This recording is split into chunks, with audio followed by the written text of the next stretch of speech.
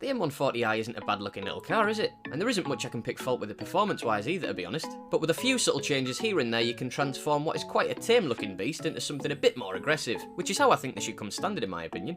You might be thinking, Luke, I'd like to change a few things, but I don't want to break the bank. Well, in that case, I've got your back, because in this video I'm going to be taking you through some of the visual and performance modifications you can do to your car for as little as a £5. I know, I'm too good sometimes.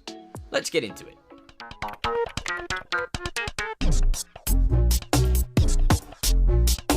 Now, I'm well aware that some people don't like messing around with the looks of the car because they like it looking as OEM as possible, but I assure you that none of these cosmetic mods that I'm going to share with you are from back in the day when max power was a thing and everyone was driving around in Saxos that looked like they were a boss on Need for Speed Underground 2. They all complement the car well in some way, shape or form, as do the performance ones as well, and the best part is, none of these will cost you more than £200 brand new, so if you're lucky, you might be able to scoop up a second-hand part for even less.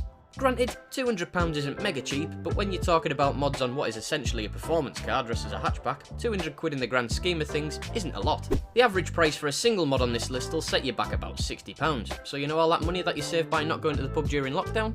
Well, you know where to spend it now. Hey.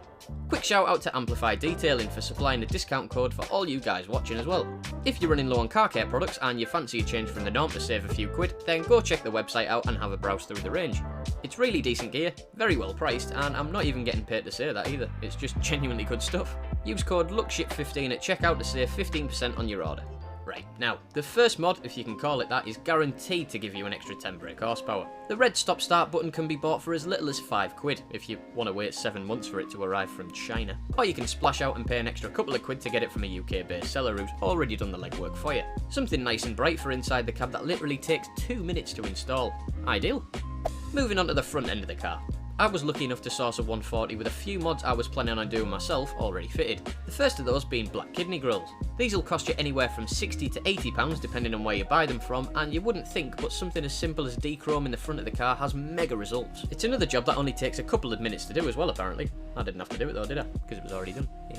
Another little piece of trim that had been blacked out with the little surrounds on the lower part of the bumper. I can't for the life of me figure out what they're called. I'm sure they're listed somewhere as canards, but that isn't what I'd call them. But yeah, they're normally silver. You can buy some ridiculously expensive forged carbon trim pieces to fit here, but for something that's most likely going to have a few stones thrown in its direction, the best thing you can do in my opinion is just paint and lacquer them yourselves. If you're like me, then you'll probably have some spray paint lying around in the garage, so it's essentially a free mod. But if you do have to go out and buy some primer paint and lacquer, it shouldn't cost too much, but you know how much paint costs, surely. This one might be the most pointless mod since us BMW drivers have a notorious reputation for not using them, but you can actually buy dynamic indicators for the wing mirrors. These cost anywhere from £15 to £60 depending on where you source them from. I paid £26 off eBay, and it's not too hard of an install either. You just have to be wary of the glass when prying out the mirror to access the screws. But if you're doing those, it's also the perfect time to swap out those mirror caps for the M3, M4 style ones with the little winglets. Now I wasn't going to include this as a cheap mod because I think £150 for a pair of wing mirror covers is actually still quite pricey, but you don't have to opt for the carbon ones. The gloss black option looks just as nice from a distance and saves you 90 bar.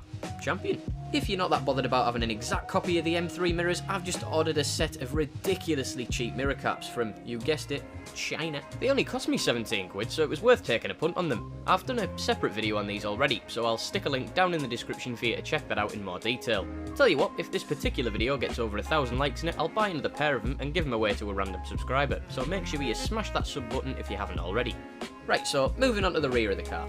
I always wondered why you have a little open boot button on the key fob when the struts aren't powerful enough to lift the hatch. Anyway, some fella has cottoned on and started supplying spring-loaded struts that have enough power to pop your boot lid wide open, saving you the hassle of trying to balance a load of bags on your head while you flip the BM badge to open the hatch. Not gonna lie, it is probably the most convenient mod I've fitted on any car. And if you're one of those weirdos that's had a kid and it likes to run off all the time, then you've always got a spare hand now to keep hold of him when you're getting gear out the back of the car. Yet again, it's a piece of piss to install, and it's probably the best £70 you'll spend on the 1 Series. Definitely requires more than 0.25 times the force to close it though. They must have just plucked that number out of thin air because it sounded good, but it's still a nice little mod for the car. A spoiler. £90 for a gloss black Chinese boy off eBay, or £150 for a carbon dip one. Looks nice, fitment is great, enough said. Moving on. Another bit of dechroming that you can do is to the badges. Now you can swap out both the M140i and chrome surround on the rear emblem for gloss black alternatives for around £50. I'm sure if you delve deep into eBay or AliExpress you can pick them up for even cheaper as well, but sometimes it just isn't worth the hassle, is it? I don't actually mind the look of the badges as they are, but I'm sure it's something I'll be swapping out one day when I get bored. All the stock diffuser needs really is a lick of paint. I've got no idea why in a 35 grand car they couldn't stick a layer of gloss black over that pretty dull grey panel. But if you're going to go down the route of getting it sprayed, you might as well splash out on one of the more expensive mods on this list. There are quite a few different diffusers to choose from, even with a budget of £200, from Zero Design to Maxton or even Riga. If you're lucky enough, you might be able to pick up a second-hand one of mine for under a couple of £100 too. It completely transforms the look of the back end of the car, and it's my favourite visual modification by far. Obviously, you can go for a lip kit to really finish the look of these things off.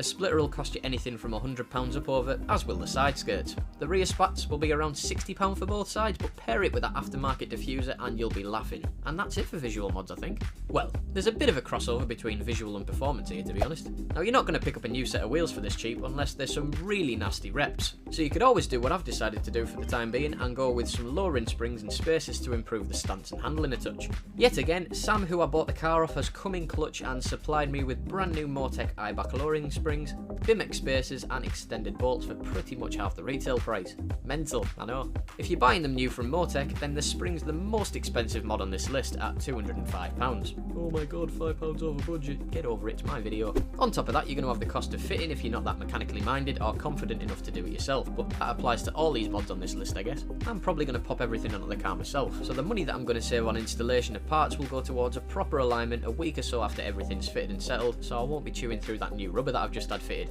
The spacers are 12mm for the front and 15mm for the back, so nothing too aggressive, just enough to fill out those arches once it's been lowered slightly.